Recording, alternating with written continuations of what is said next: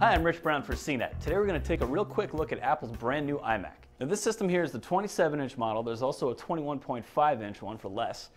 This goes for $1699, has a 3.06 gigahertz Intel Core 2 Duo chip, comes with 4 gigs of RAM, as well as a 256 megabyte ATI Radeon HD 5670 graphics chip, and a 1 terabyte hard drive.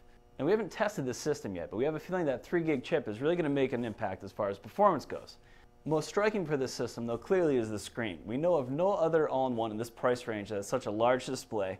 The specs are 2560 by 1440, 16 by 9 aspect ratio. So there were rumors of a Blu-ray drive coming to the new iMacs. It's still just a straight DVD burner, although you do now get an SD slot. That's new for Apple.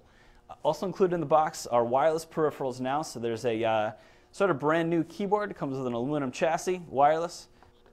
Probably more interesting is the mouse. As you can see, it's also wireless. There's also no scroll ball at the top here like the old Mighty Mouse. Instead, Apple's calling this the Magic Mouse.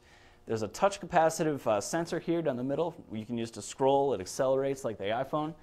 There's also some lateral movement. You can do a 360 kind of scrolling around a photo, for example. And it seems to be application sensitive, at least based on the limited demo that we had when Apple briefed us on the system this morning. Now the only other major external change to the 27-inch model at least is the display port on the back. So the ports mostly look the same. You can see here though is the mini display port.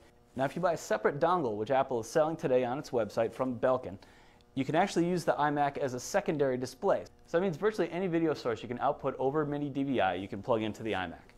Now we still have to get the system in the lab to do our full hands-on as well as performance testing, so our opinion of this is not really well formed yet. That said, we thought it might be helpful to do a side-by-side with the older, large 24-inch iMac just to get an idea of how big a change Apple has made to the new model. So it might be a little bit hard to tell in this setup, but over here we have the old iMac. This is a 24-inch model. And you can see that there's definitely a difference in the screen size. Here's 24 inches, here's 27. You might get a better idea if you look at the bottom, but in person, the difference between these two is very apparent.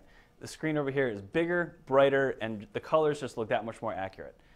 This is backlit LED. This is not. Backlit LED is similar to what Apple does on its laptops.